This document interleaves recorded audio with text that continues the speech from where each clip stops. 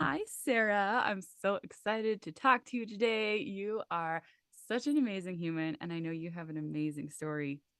I'm excited. I feel the same way about you, and I feel like our paths were divinely intersected, and it's just been really cool Agree. to get to know you over the different programs we've done together. I love it. Oh, I totally agree. So, I'm going to start with this very fascinating opening question, and that is what lit you up when you were a child? Like, what did you want to be when you grew up? So many things. I think I was always multi-passionate. So I remember I really enjoyed teaching, and I would like line up the stuffed animals and my younger sister and like do school all the time. I always wanted to teach. I loved singing and making up songs. I remember I have this early memory of jumping on my bed and holding my piggy bank and singing a song about my piggy bank, and my older brother coming in and yelling at me to shut up because he was trying to watch TV. But I loved singing and writing songs. From the time I was like in third grade, I had a notebook where I was writing lyrics of songs I was making up. I I love it. also really wanted to be an assassin.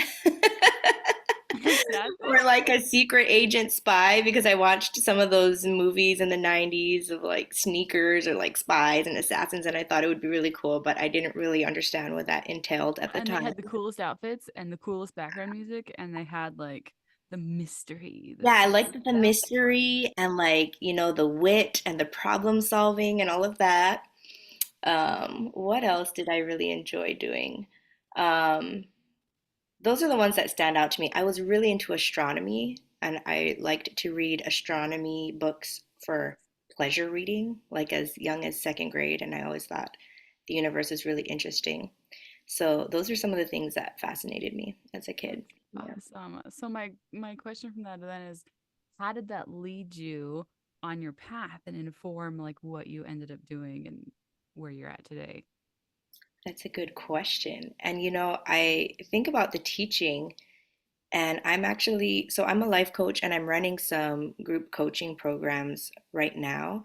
And in those programs, and I do free workshops from time to time, but I always have like a PowerPoint presentation, and I'm teaching on a topic, and I'm sharing these concepts, and I'm speaking and telling these stories about it and helping people to understand themselves better and understand these things about life. And so I really am teaching right now, and I that is what really lights me up in this current season of life. Like, I do a lot of one-on-one coaching.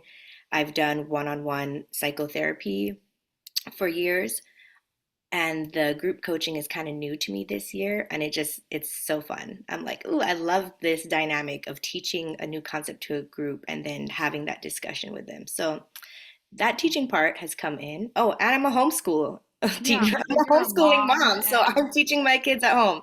I didn't even think of that. So yes, I am a well, teacher. let's talk about the balance of like being an entrepreneur and having your own business, which I mean, I guess we could dive into the whole. I know that you transitioned from doing the psychoanalysis work, sort of Psychotherapy, mental health psychotherapy. therapy. Yeah, I know. I'm like, what does the word Yeah. use? But you doing that work for other people and then transitioning into your own business, which was its own kind of journey. Oh But yeah. balancing both of those kind of careers with motherhood is a whole topic. You know, I really chose entrepreneurship because I think it fits motherhood better. Mm. Where in the early years of my oldest children, I was working the 9 to 5. And as a social worker, I had some hard jobs that were demanding, and it was more than a 9 to 5, or where I was on call 24/7 for crisis calls with the foster kids I worked with and things like that. So it was really consuming. I remember being pregnant and having to wake up at 6:30 in the morning every day to go work at the hospital doing hospital social work, and it was just like having to clock in by a certain time, and I just hated not having autonomy over my schedule. And so entrepreneurship is a way for me to create time freedom, create my schedule, to have flexibility, and to be home. I work from home, and that's what I love. So like in between client sessions, I'm going to the kitchen, I'm making dinner, I'm like checking on my kids, giving them a hug, whatever. It's like, I'm not gone for 9 hours at a time. And I think people think it's hard to balance entrepreneurship. I think it's harder to balance a 9 to 5 with motherhood when you don't have that freedom, right? Yeah, and it probably makes it possible then to homeschool your kids because you are an entrepreneur. Yeah, yeah, totally. How's the homeschooling journey going? It's in constant flux. So anyone who homeschools knows that you are constantly readjusting your approach from year to year of what's working, what's not working, where you fell off track and you're trying to get back on track, the different needs for the different kids at different ages and seasons Hmm. of your life. So actually, my oldest, this is her first year in public school. And then my four youngest are home.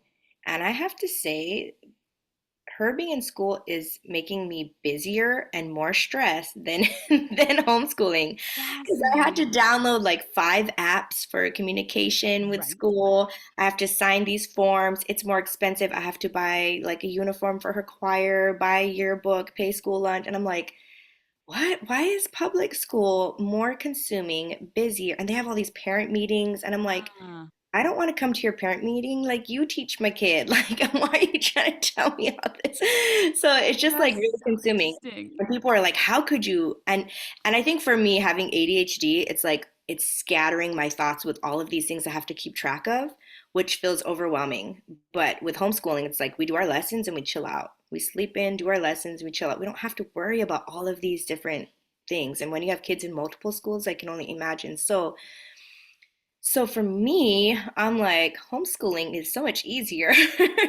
The hard part is Right. not catching a break, but it does feel a lot less overwhelming. Yeah. I love that perspective because I had never thought about that because I have three different schools and I spend Yeah. all summer going, I can't wait for school to get back in. It's going to be so much easier. I can't wait to have some space to myself. And then school gets back in, and I'm like, why is this so overwhelming? There's so many meetings, there's so much paperwork, there's so many things I have to keep track of. And you're exactly right. Like, it is like somehow the public school system is really overwhelming. It's so overwhelming, right? But I mean, it is nice to have quiet in your home every now and then. Yeah.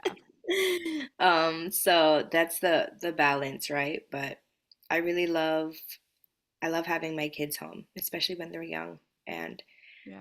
I feel like I'm failing in this season of my homeschooling, but I think a lot of homeschooling moms feel that way a lot, where it's like, man, I need to be more present. I need to do a little bit more. But we're just getting out of summer and a crazy busy season of our life. So I'm giving myself grace that we're just trying to get back on track. And once we get in a routine and in a groove again, it's gonna feel a little better. Yeah. Well, and I think the truth is that a lot of us feel like we're failing a lot of the time. And it's Yeah. really so much about shifting that perspective about, like, I mean, I was just talking to my husband this morning and he was frustrated because our house was messy. And I was like, let's not forget that we live here and that it's, we always have the opportunity to clean up, but it doesn't mean anything about who we are as people. Like having a Mm, messy house doesn't mean you're a bad person.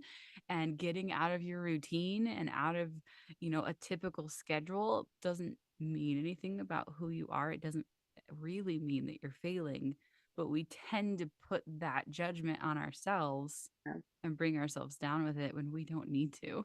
Yeah. And pathologizing everything. Yes. I mean, I think as someone who is a therapist who has heard so many stories from so many people, it's like I'm constantly like, okay, so how am I screwing up my kids? Am I like causing permanent damage? And so I pathologize a lot of things like, or like maybe turn them into a bigger deal than they really are. And it's like the kids are fine, Well, and the truth is that like our kids have to live a human existence. Like they Yeah, have to deal with real life, whether we like it or not. They're going to have to deal with trials and things going wrong and parents that mess up because we are human too. we They're going to can't have to protect them deal from with, everything. right. They're going to have to deal with life. Hmm. We can't save them from it and we wouldn't want to. We want them to learn how to deal with the messiness of existence so that they Totally. can become stronger Well, I'm giving them a lot of experience in the midst of this. They're going to be real strong, and resilient. right? Right. And then they'll be able to do maybe a better job than we did. Yep. Hopefully, because that's The the hope, goal. right? We can all do a little better. Yeah. I love your balance of doing, working and homeschooling your kids. What does that look like on a daily basis? Or do you have any advice for moms who are like, what Yeah. is happening with my life? So, on a daily basis, it's really different from day to day, depending on the amount of sleep we got, whether we have appointments to go to or things like that. I really try to keep meetings in the afternoon or later in the day or evening, and usually on my husband's days off of work. However, yeah, it's always different. So in the morning, though, like this morning, I the kids were having a rough morning and it was a little chaotic. And so I gathered them for breakfast and just read them a story from a magazine, like a moral story that teaches them a lesson as they ate breakfast. And then I was like, hey, we need to go for a walk because we need sunshine and exercise to shift our energy. And that Love helps that. to regulate kids when you have ADHD mom and ADHD kids, you need to like move your body more. So, and I have a toddler who is like super spastic right now, a super spastic 1 year old, and going for walks chills him out. So we all went a walk around our neighborhood. It's like a loop trail that's 3/4 of a mile, so it's kind of perfect. It's like a track, and we walked around. And while we walk, they play this game called Shadowland, where you can only step in the shadows of the trees. And when there's sun and there's no shadows, then they have to walk in my shadow. So they have to follow me and try to step in the shadows. So they make it a game to make it interesting. So there's no whining.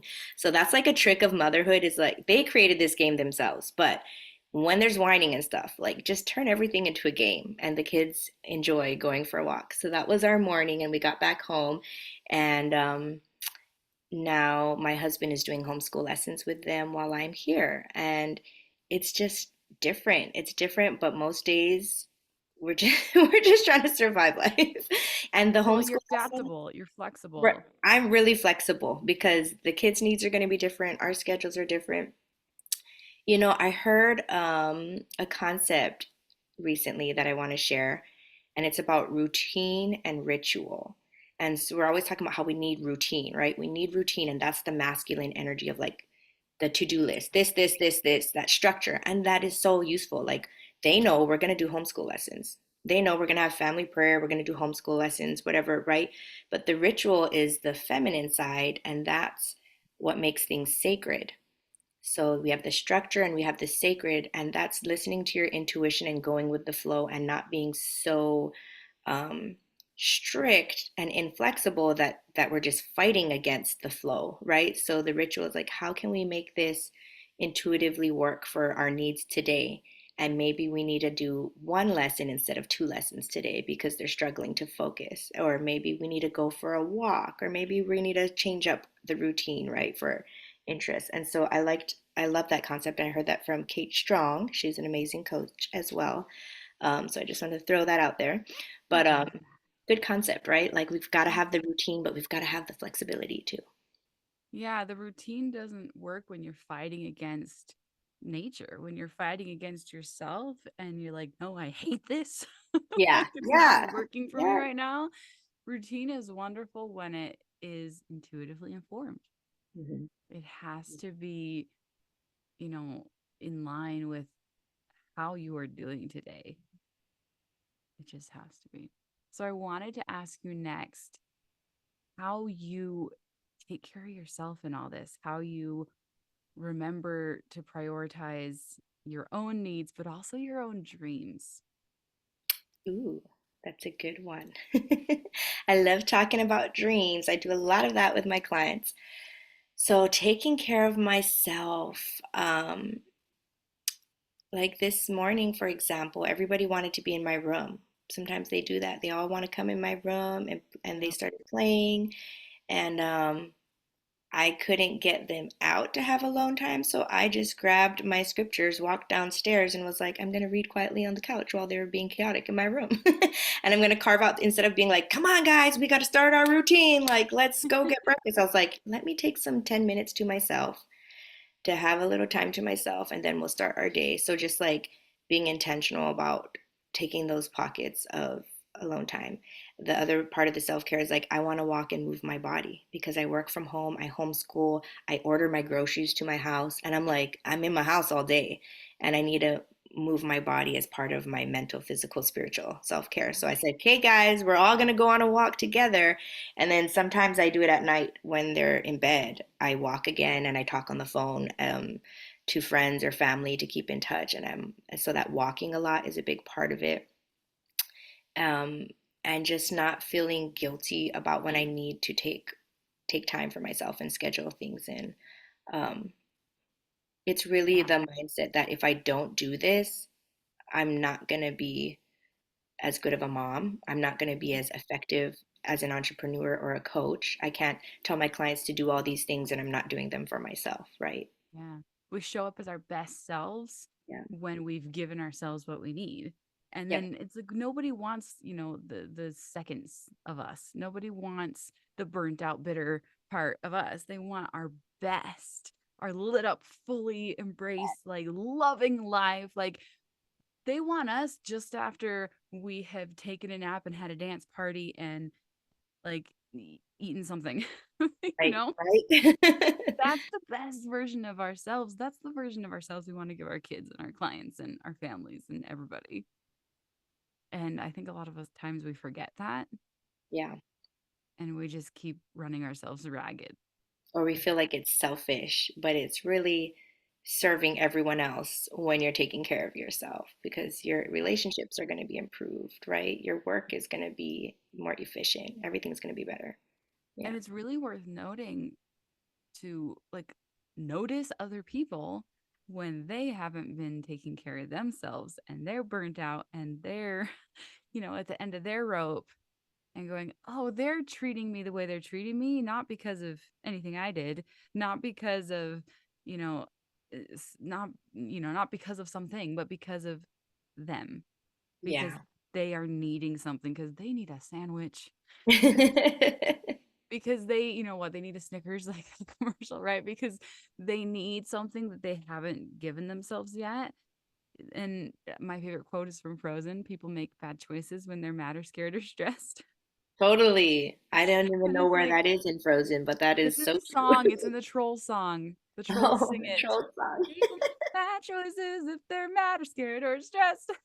Oh And my, it's like, it's so true. if we can help each other to notice that we need more self-care and help them notice that they need to give themselves more self-care, it helps everyone be better. I think one of the biggest self-care items for me, and for anyone really, is having boundaries. And I know we hear about that all the time, but when I'm starting to get real irritable or I'm being mean to my kids, I'm like, hold up, it's because I'm not setting boundaries. So I'm getting overstimulated, I'm getting overwhelmed, I'm getting mad at them. But it's up to me to say, hey, I need a break, right?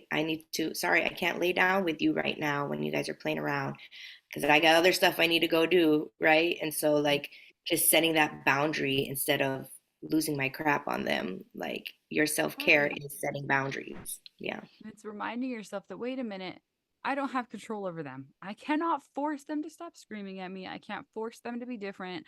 I only have control over me. What can I do? One of the things I do is I've got earbuds and I will put on music. They'll be Yes. screaming at me and they'll be having their time doing whatever. Like my son gets really mad when our neighbors don't answer their door to say hi to. And it's like, or grandpa didn't answer the Zoom call or whatever. And it's like, I can't control that. And he'll get so upset when he wanted to talk to someone and they were not available. And he'll just get really angry. And he'll just go on forever. And I change it. So I have to just deal with it. And it's like, I could get upset and I could yell. And sometimes I do.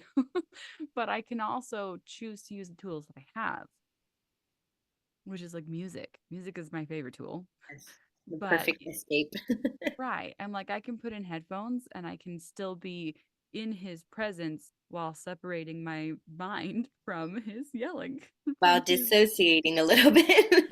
bit. and it's like after a few rounds of I'm sorry, I can't fix this, Yeah. and you just have to deal with it. Yeah, you It's just have to write it out. Yeah. right. And Love that. we And have music tools. is like the instant mood changer too, right? Like It's totally change your so energy. powerful. It's so powerful. And I know you, so I know that you are also an incredible singer and a musician. And I'd love to talk about how music has changed your life and helps you ride out these things in motherhood. And because for me, I use music personally to help really transmute these emotions that come up. And frankly, motherhood brings up more emotions than anything else does in every part of life. Motherhood will bring out all the worst parts of you where you're like, I didn't realize I had so much to work on in Yeah. there. Entrepreneurship will do it too. Like having your own business helps you grow in so many ways. But motherhood, Yeah. I mean, there are those tiny humans will push your buttons in ways that you're like, I didn't know those buttons existed. Yes. And music just helps you put those emotions into a form that just moves them through you, at least for me. Yeah, So I'd love to hear about how you use music to help you through this totally. journey. I have always used songwriting as a way of coping with emotions. Like if I have big emotions and I'm like, where's this coming from? I don't know how to get through them. I'll write a song. And then those emotions flow through me. And so Um, I don't do that as often now. I think motherhood keeps me busy and entrepreneurship keeps me busy, where I wish I was writing more, but I do still use that as a tool for overwhelm and just like, I'm going to write a song and sometimes enjoy when I'm like, woo, I'm feeling this buzz, this great energy. I want to write a song, you know? And so it goes both ways that I use it to process emotions.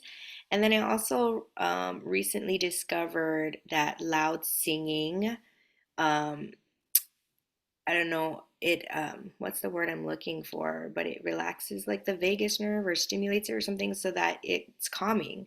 So it's a way of stimming for neurodivergence to like sing loud and I was like, "Oh, that's what I've been doing my whole life."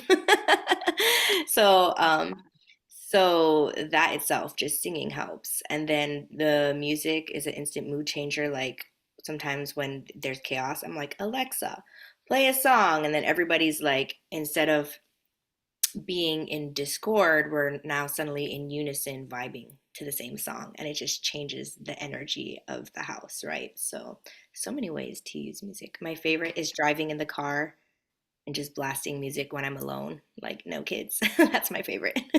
I love it. Do your kids agree with your musical choices or do they tend to push Some they love pop more. I love all different kinds. They like some of my songs, but I like reggae and they don't love reggae. So I'm like, sorry kids, you're gonna have to listen to reggae.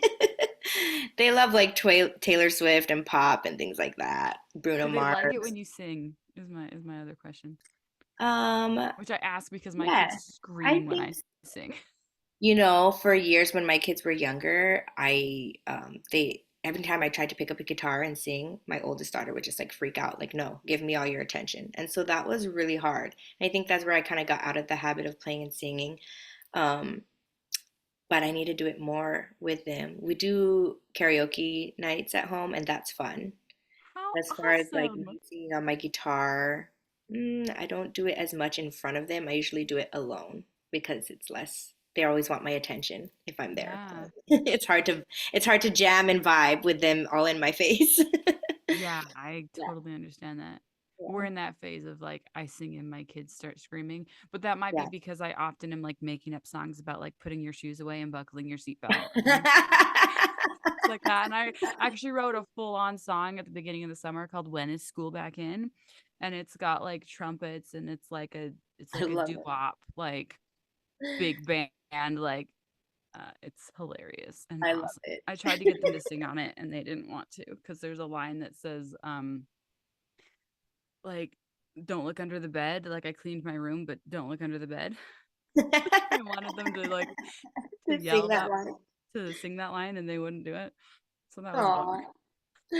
I can't wait to hear this song. Are you gonna release I'll it? have Did to you send it already to you release because it? it's really fun. It's done. I actually need to redo the vocals, but it was a lot of fun to put that sentiment into just like a fun, bouncy song. Yes. So I know that you produce, right? Do Mhm. you produce and arrange your own songs? Do you I do. hire musicians or do you use I software? I have a friend who does my instruments for me, and it's amazing because I initially began just as like I can write my melody and my lyrics, and I have no idea what else to do. And then I learned how to produce, and I have written like I don't know MIDI instruments, but it's not very Right. good. Right. And so He's way you have better with them, his live trumpets, with you his live produce it horns. first and then he replaces it with the live instruments? No, Like, he'll just write his so just instrumentation, and make it it, blows me okay, away every cool. time. That's And then fun. I'm like, what's happening? This is like dreams It's a coming true here. collaboration, right? Where someone Yes. else's energy comes in and just like makes the song something totally Yes, new. it's I love it. incredible. How does yours work? Because you play guitar. I have done different versions. So I write my song, majority of all my songs just written on guitar, where I just make up some chords and sing. A couple of times I've been in the car just listening to another song and then I start freestyling a hook over it. I And love I'm it. like, oh, okay, I'm gonna write to this chord progression because I have a song now. But in the past, I had a band many years ago. It's been 9 years since I Yeah. played with them, but we used to gig around Salt Lake, and it was a nine-piece band with like a horn section and backup singers. And so Oh. these guys were really cool, like really talented musicians. I don't really understand music theory very well. It's just like me and my basic chords on the guitar, and then they would like come in and just make up their parts, and it sounded great. Isn't that Um, like a dream though? To it like stand is. there and let just like sing it and then have it all filled out and then you're Yes. like, this So is the cool. It's thing. so This is fun. it. It's so fun. And so I haven't had a band, but I've been recording songs. Like I put out a couple singles recently. And so I have just worked with producers for that where I give them my song, my chords, and they just build it themselves. One of them mostly did MIDI type stuff and he just did bass live, I think, and everything else was MIDI. And then the other guy, he did all the instruments live. And so it had a more raw sound, which was fun. Um, so I'm just trying different styles. I recently bought a couple beats in reggae. It's called rhythms I from a love it. producer where I'm just gonna write over what he already has, which is fun because it's a whole vibe that I wouldn't have come up with on an acoustic guitar. When you're listening to an already produced track, what you write is gonna come out totally different, right? So Yeah. it's kind of fun to step into that type of writing. Yeah. Well, and it's so much fun. Your music's amazing. I love your voice. You're an incredible performer. And I want to mention, to everybody that the way that we met was through a mastermind for singers who want to speak. And so I want to hear how that's going because I know you got to speak and sing at an event. Yes, it was very brief, and that Oh, was my super fun. first one. So I loved this concept. Okay, so I will tell the story of this. Years ago, I was sitting on my couch playing my guitar, and I was like, what if I could speak in front of a crowd and do like, inspirational speaking and then like mix it in with some of my songs that I wrote and have it, be like that. That'd be really cool. Like speak, sing. I was like, yeah, I want to do that. And so I had like this was like 3 years ago. I had started to like reach out to people and be like, hey, I didn't know what to call it. I was like, didn't know how to pitch it. I was new in entrepreneurship and I was like, it was kind of messy, but I reached out to several different people in different avenues looking for opportunity of like, I want to share this message, how can I get on a stage? And I got rejected by everyone, probably because I just didn't know how to to to pitch Pitch it it. at the Right. time. Well, and the pitching's got to be like the hardest part. Yeah, and I was just like, they're probably like, they probably didn't understand what I really wanted to do. Anyways, but it didn't deter me. I was like, I know I'm called to do this thing. And then I went to the CD Baby indie musician conference a Mm. couple years ago, and I saw Tiamo present, and Tiamo was our mastermind coach on keynote concerts. And I was like, oh, that's what it's called. It's called a keynote concert. You're giving a keynote, but you're singing Right. in between. And I was like, Uh, this is what I was trying to do. And so, right. And the um, moment that I heard that concept, I was like, oh, oh, oh, oh. yes, Okay. yes, That's that's that's me. okay. That is our niche, right? Like that's what brought it. So that was really So cool just to be aware of that. excited. Yeah. So I loved it. Going through his program, it was a rough year for us. I had a baby and we were struggling financially, and I didn't, I was just feeling really discouraged that I wasn't getting further along in the booking, the speaking gigs. And I had, I remember I'd reached out to you because I was like, I'm struggling. I just feel so discouraged. This whole year went by. And like, the things I had planned out for it didn't quite turn out. But also it's like I was in postpartum. Like, what do you expect, right? We need to have Yeah. some grace on ourselves when like we just had a baby or going through fifth baby, and we're going through the emotional roller Right. coaster. Like, why do we set such high expectations for ourselves? And life But tends to not go the way that we plan. in Life tends to general, take us on detours, and we tend to, what is it they say? You can do a whole lot more than you think you can, but it's not in a day or something like there's an expression that's like you can do a lot more in your life, but a lot less in a day. yeah, There's like a really good I quote love on that. that, I but love that. I've never heard that. You can do not more there's a in one life, but a lot better less. worded quote than Yes. what I said. We underestimate how much we can do In our in our lifetime, lifetime, but we overestimate overestimate. how much we can do in a day. Something like that. Yeah, That's that that makes quote. sense. That is so true. That is so true. Yeah. Yeah. Just looking Especially at my when we to-do have list. like we don't ever tend to think that we need recovery time. Mhm. And that's exactly like you had a baby. Like Yeah. that's never just like, oh, a couple months and I'm done. Yeah. Like I'm recovered now. Like I had a concussion in June and was like, okay, I'm giving myself a month, and a month hit and I was like, I'm better now, right? I'm supposed to be better now. I was like, oh, 6 weeks out, and I was back in the ER, and I was like, I'm not Oh better. I'm no. supposed to be better now. Why am I not better? And then I had all these people telling me, no, this was a severe concussion. Like, you're not supposed to be better yet. This like takes a while.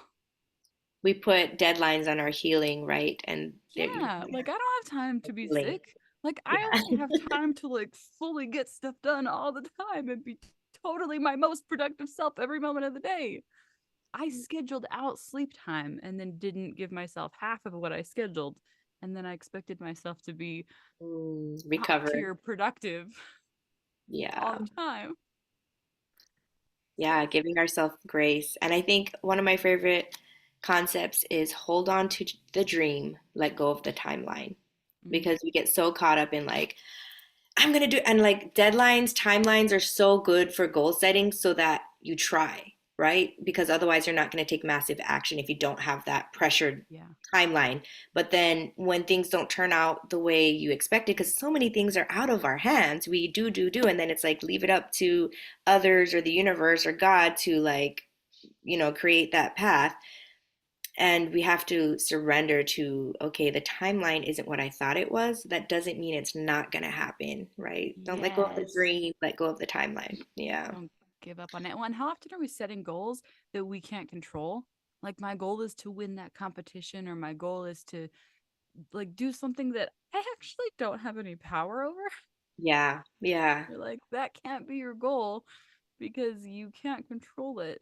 Your goal is to try, is to do what is in your power, right? And like we get to define what success actually means to us. Hmm. And if we define success as something that's out of our hands, then we're deciding that we're not successful. Yeah. And that's And there's, heartbreaking because we and could there's, decide that we're successful. it's just redefining success, right? And in so many different areas, like not just financially, not just in accomplishments, like, are you mentally feeling okay, Well, right? and motherhood. Yeah. Are you Like, physically healthy? Yeah. Are you present in your relationships and motherhood? Like, those are all signs of success, right? mhm. Do your kids come to you when they trip and get hurt because they look to you as their source of comfort? That's success as a Mm. parent. Not is your floor perfectly clean every single moment and your dishes always done every second, because nobody's dishes are always done. That means you're not eating, right? Right? Like there's you Yeah. get to decide and what success means, and if you're deciding that you're always failing, then you can change that Yeah. mindset. You have But power I over was that. in that place, going back to your original question, I was in that place of feeling like I failed this year. And then I was going to this conference, Align, which had some major big name speakers at it. And I didn't know the host at all. I just started following her on Instagram. But I remembered something Tiamo had told us, our speaking coach, a story about how you just create opportunities. And he was at this conference and he was like, hey, just give me 5 minutes to get on stage and I'll just, like share a short story and a song.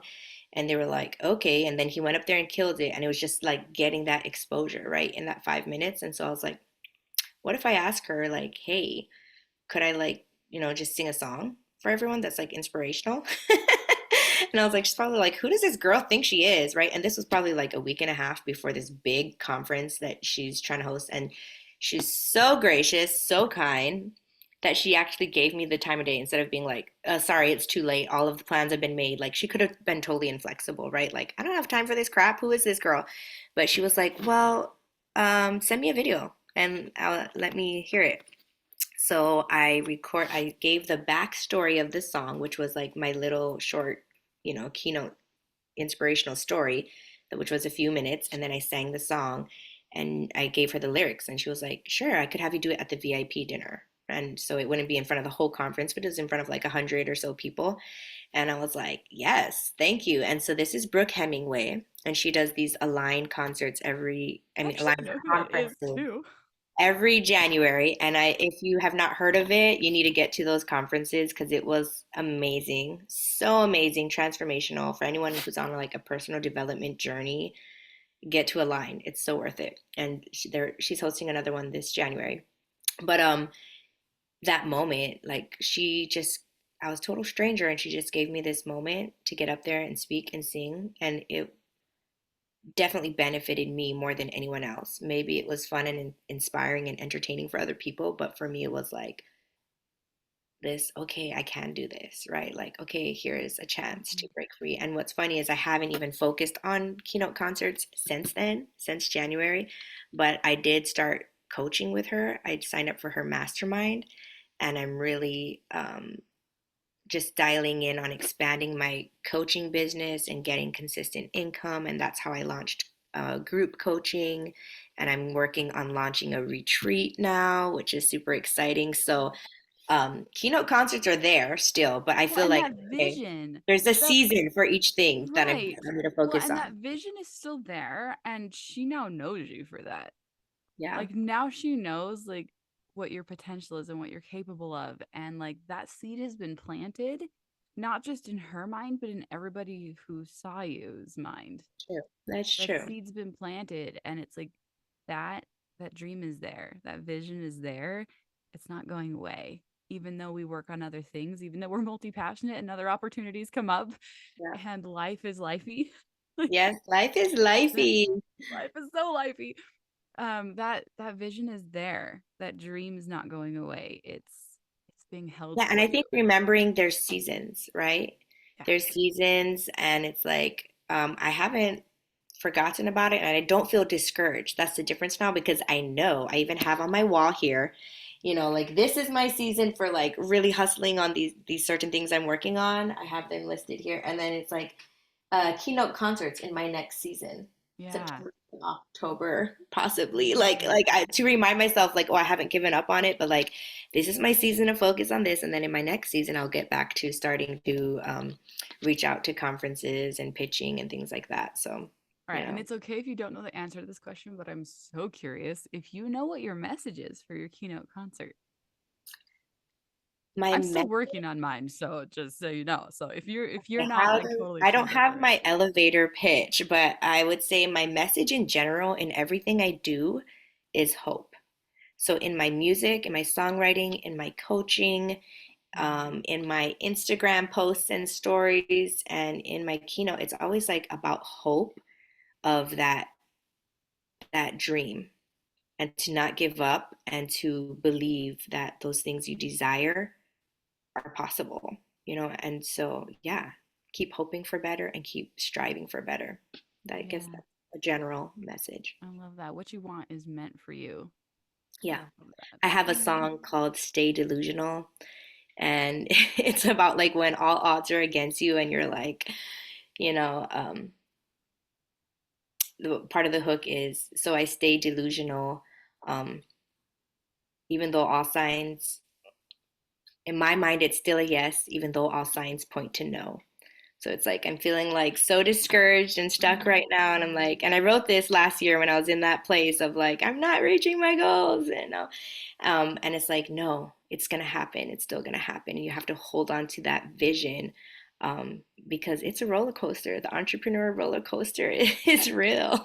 Oh, and I so know that feeling. I've had so many times, especially around music, because I feel like music's always had that place in my heart where it was like, you're just crazy, Carolee. Like holding, like, what?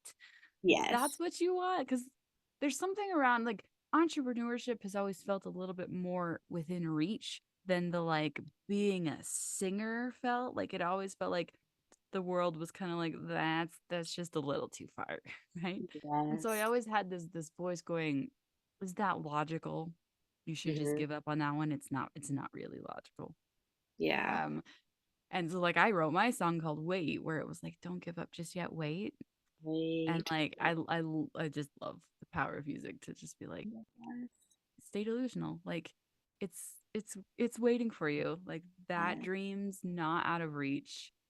Just keep holding out that hope because That's why I love the concept of keynote concerts because it made that dream more realistic. Like, I well don't really want to be a rock star and be touring the world when I'm a mom, but I'm like, I can do keynote concerts and make money from my music, right? Like, there and is a way.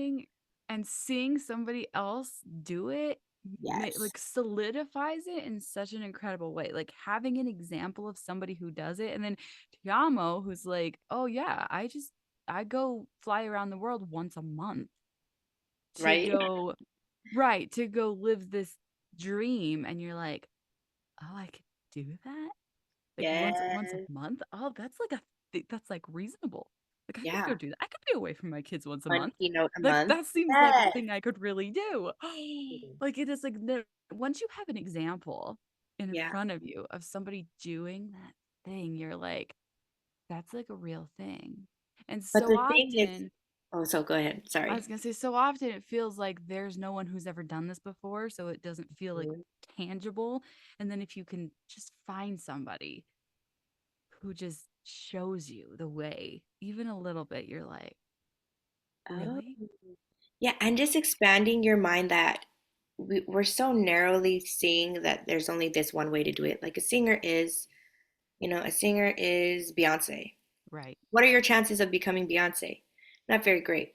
But there are so many musicians who are out there making a living off of their music in very different creative ways. And we're so Right. like tunnel vision. And so it's like, even if you don't know the how, don't let go of the vision, right? And always Mm, you just have to take that next step of like, we are being called to music our whole lives. You and I have both been called to music. Why? We don't know, but you just keep creating and you just keep taking that step and you do those things that light you up, like you talked about earlier. What lights you up?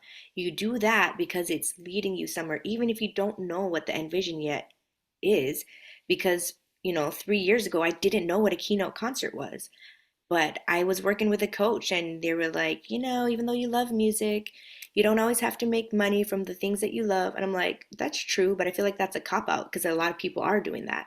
So maybe there is a way. And then I found keynote yeah. concerts, and I was like, oh, there is a way to make money from music that is realistic and not getting like, a penny for 10,000 streams or something, right?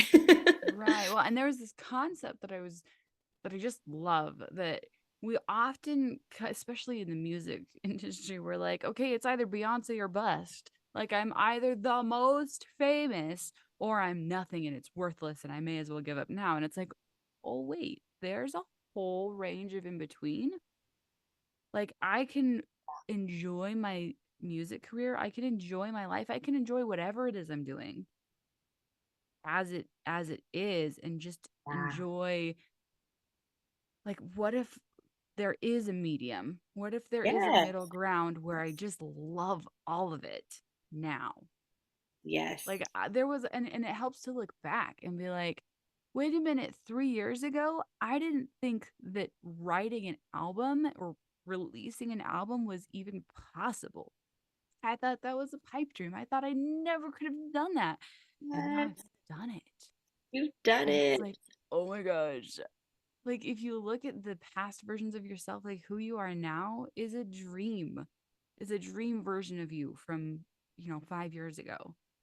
We Totally. tend to only look ahead at what we haven't accomplished yet, but look at what you've accomplished now and appreciate that a little bit more. Totally. There's a book called The Gap and the Gain, and he talks about the gap, and the gap is where we want to be versus where we are now. So we're always looking in that gap as ambitious women, multi-passionate women. We're always like, I want to do that thing, I want to do that thing, and why aren't I doing that yet? But you have to spend just as much time in the gain as the gap, and the gain is looking back at where you were compared to where you are now, and you're like, whoa, look at all that progress. Look how amazing I am. And that's how you stay in gratitude for where you're at. That's how you stay in confidence, in belief, instead of discouragement, right? Like spending time in the gain. Like, look at how far I've come, right? I love that. Yeah. So as we wrap up, tell me what is lighting you up the most right now. What is lighting me up the most is I had thought about releasing an album on the back burner this year.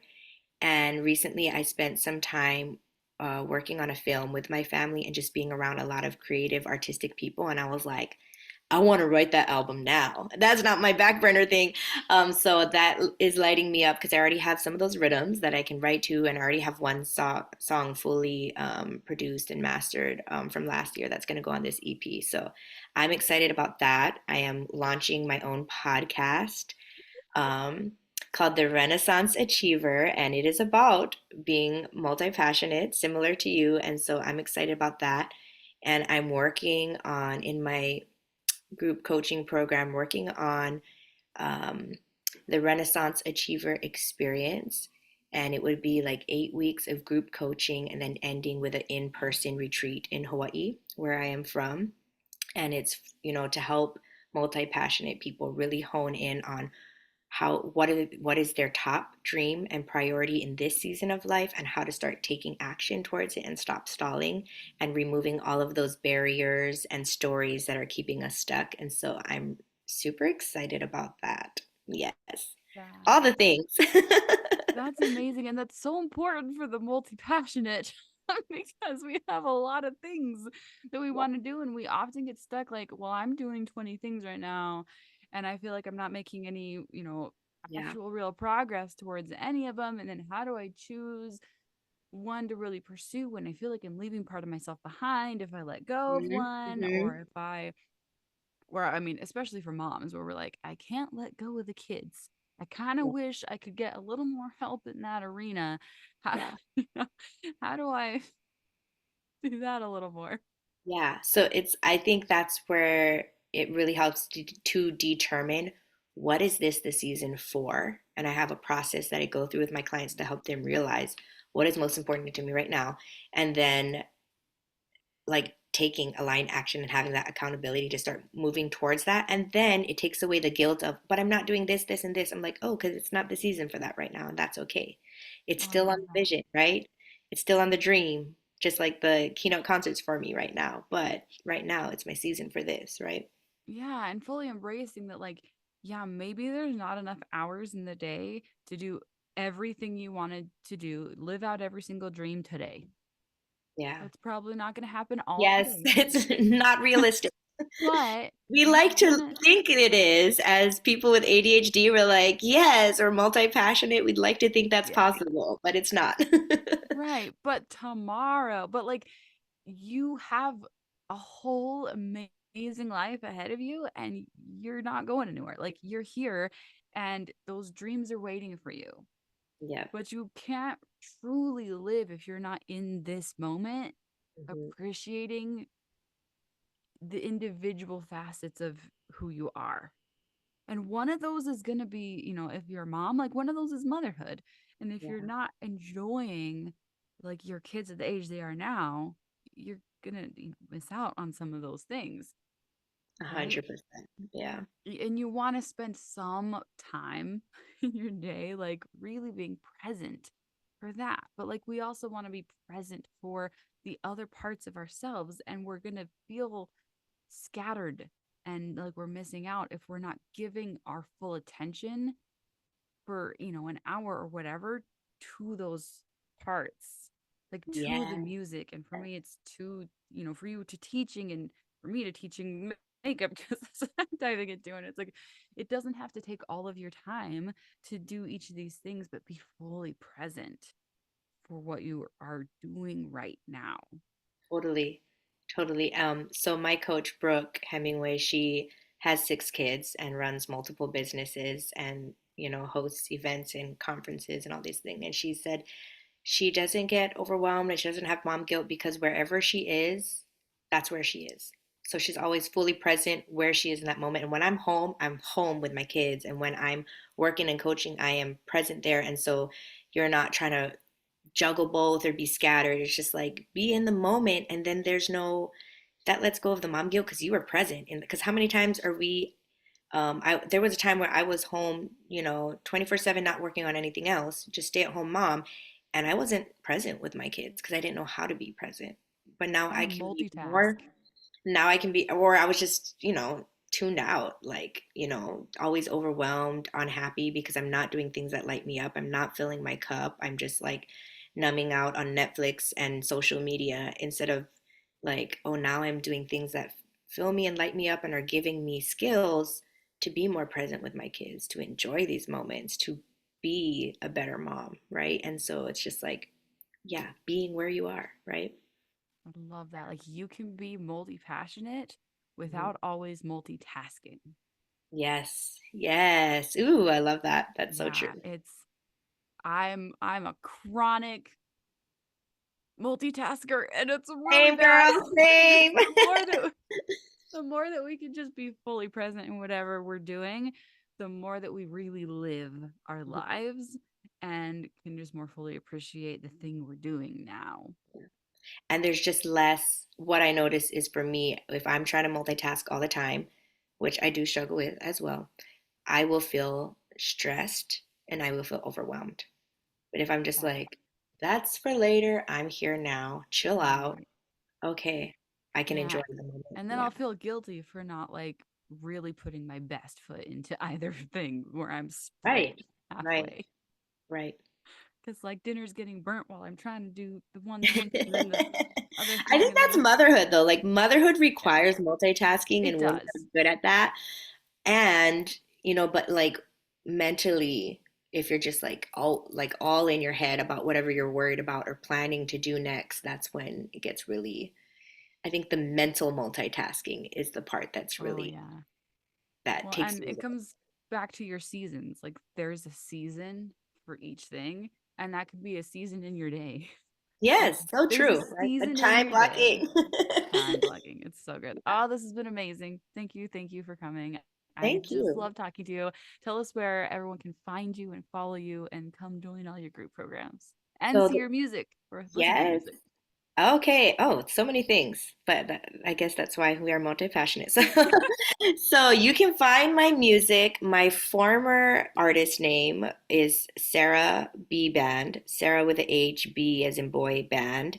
I have a couple albums out under that. And then my new solo artist name is Queen Rah, Rah.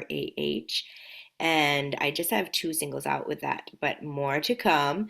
And then the easiest way to find me is Instagram. I'm on there a lot. It's Sarah Sarah Fui Fui coaching. And I give information about my groups that I'm launching and my podcast that I will soon be launching. All of that can be found on Instagram. Awesome. I'm so excited for everything you're doing. Thank you so much. Thank you. It was so fun to reconnect. We gotta get together again soon. I know, definitely. Bye. Alrighty, bye.